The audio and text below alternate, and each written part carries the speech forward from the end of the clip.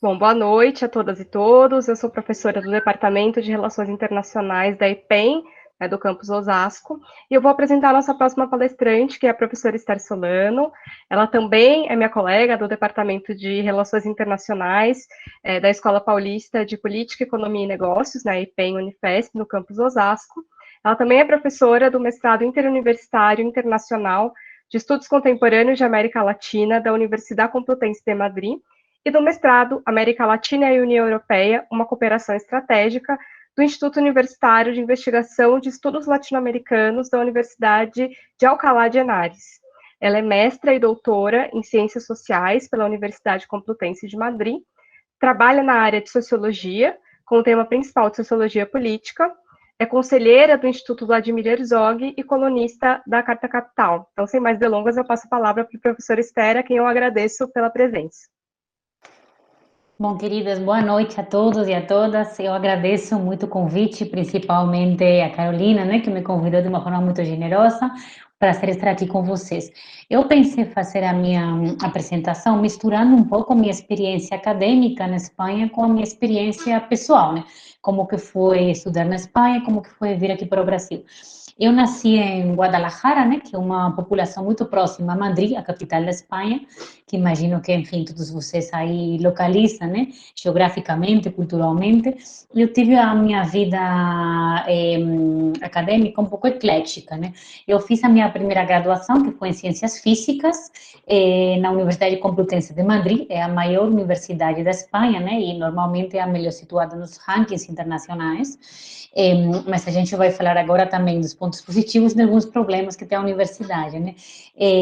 Então, eu fiz essa minha primeira graduação em Ciências Físicas, e na Espanha, eu tenho que pensar também que quando eu fiz a minha graduação, nós tínhamos um modelo, que era um modelo de estudos superiores nacional, e depois, quando eu terminei a graduação, a Europa inteira teve um modelo de integração europeia de estudos, né?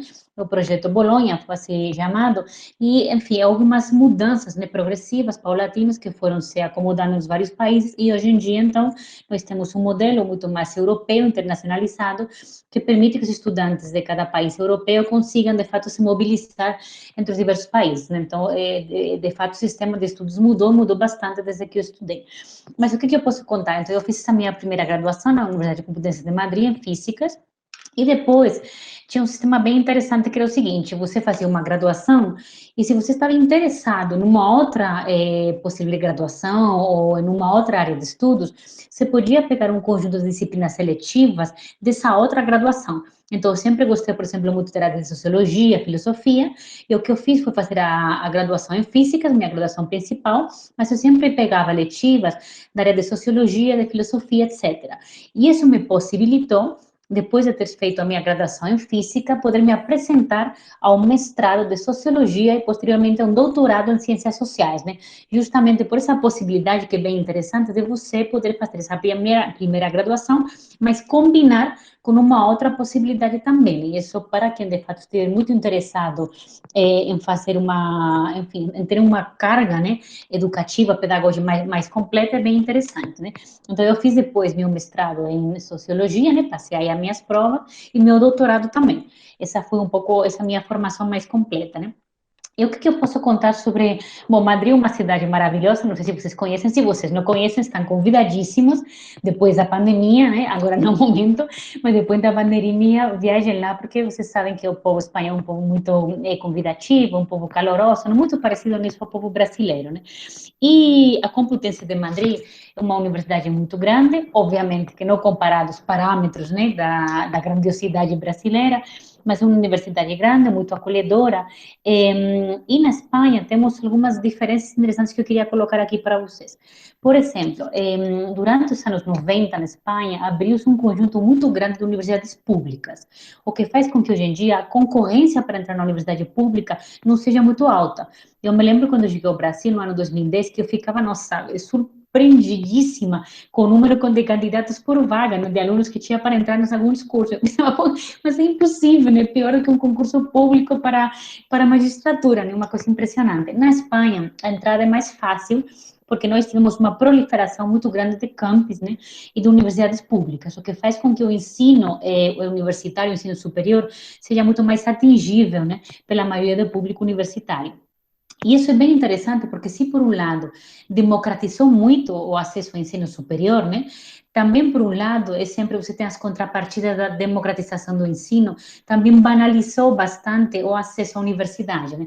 Então, a gente tem uma certa complexidade aí, que se por um lado você tem um acesso universitário muito fácil para todo mundo, muito democrático, mas digamos que o prestígio da universidade, o cuidado com a universidade também diminuiu muito, porque há um certo senso comum de que a universidade vai estar sempre aí, então não é uma coisa que tenha que se cuidar muito, né? A gente vai falar disso depois, que há uma certa, eu diria, despolitização da universidade na Espanha, justamente porque parece que é uma coisa que não tem que se cuidar com tanto carinho, né? Como, evidentemente, a gente vê nos dias de hoje que tem que ser cuidada, né?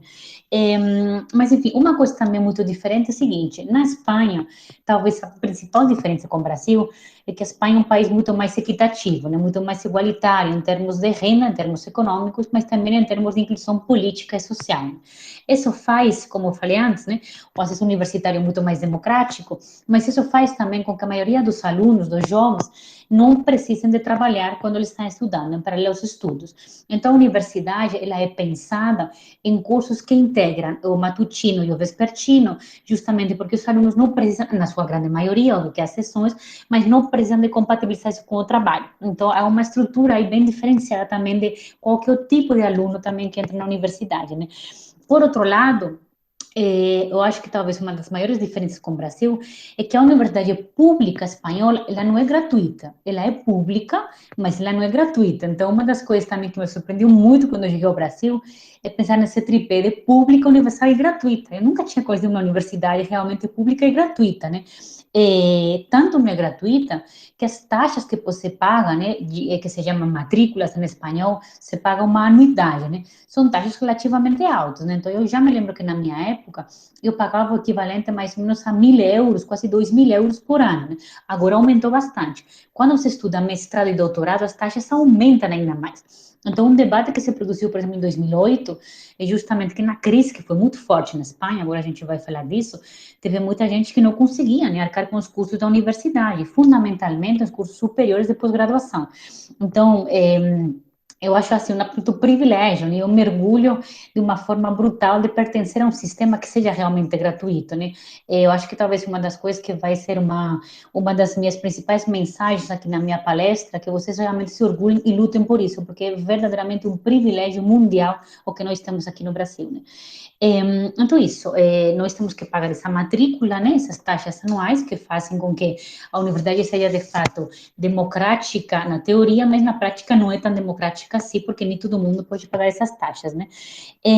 Mas uma das coisas talvez mais interessantes da Universidade Espanhola, não só espanhola, mas europeia de forma geral, é a grande mobilidade que nós temos entre os alunos e professores. Como eu falei para vocês, nós temos um sistema europeu integrado no universitário e nós temos um protótipo de mobilidade que é o sistema Erasmus, né? O sistema Erasmus, ele permite que alunos de uma graduação, eles possam fazer um semestre, né, ou um ano tudo, fora da sua universidade de origem, em um outro país, e ele seja automaticamente homologado na sua universidade, né? Então, todo aquele processo, né, que é terrível, que eu tive que passar, por exemplo, no Brasil, para homologar meus estudos, né, que é uma coisa sinistra, né? Você tem que traduzir, homologar, leva para um ministério, leva para outro, né? Uma dor de cabeça impressionante. Tudo isso na Europa você não tem, um sistema conjunto, internacionalizado, e você pode ir em um outro país e rapidamente os estudos diretamente são homologados. Então, esse sistema de mobilidade europeia é muito interessante, né? E ele é muito usufruído pelos alunos, e é uma coisa também interessante porque não só tem uma consequência no nível pedagógico, mas no nível cultural também. O processo de integração europeu foi muito fortalecido por conta disso. O fato de você poder ter alunos que viajem por diversos países, que se movam, que se movimentem, né? Que tenham relações pessoais, profissionais, acadêmicas, faz com que o processo europeu integrativo seja muito mais fortalecido, porque não depende das instituições, depende das pessoas também, portanto, muito mais enraizado, né? Então, enfim, basicamente foi essa minha trajetória. Em 2018, e agora eu vou contar um pouco da minha história pessoal. Em 2018, vocês sabem, desculpa, em 2008, né, chegou a crise econômica e não sei se vocês sabem, mas a Espanha foi um país que, enfim, que sofreu muito com a crise, né?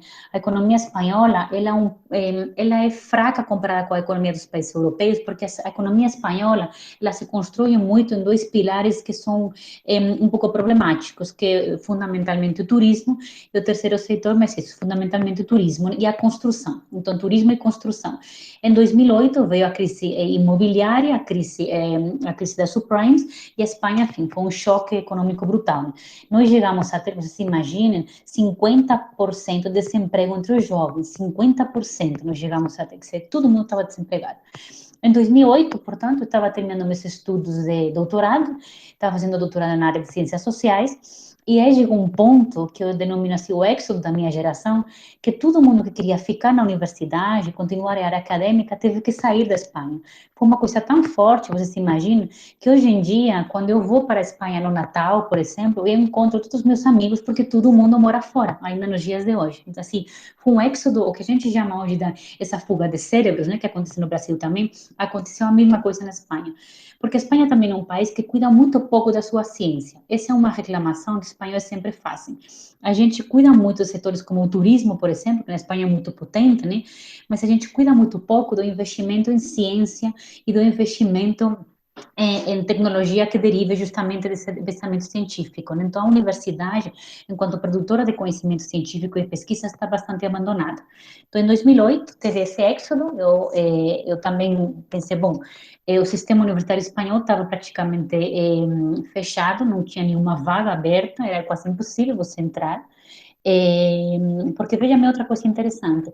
Na Espanha você tem uma proliferação muito grande de pessoas que chegam ao topo, né, do sistema educativo, pós-doutorados, por exemplo, né? Há muita gente que consegue chegar nesse nível, então há uma concorrência para vagas de professor que é imensa.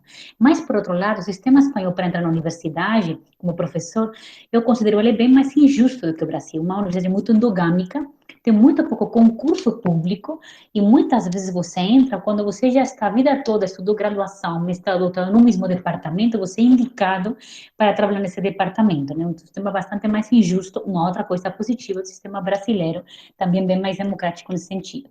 Então, em 2008, chegou a crise, e eu pensei, e aí, o que eu faço? Eu queria continuar na universidade, para mim isso era muito claro, na universidade pública, porque para mim também era muito claro que eu queria dedicar minha vida à coisa pública, e na Espanha era absolutamente impossível.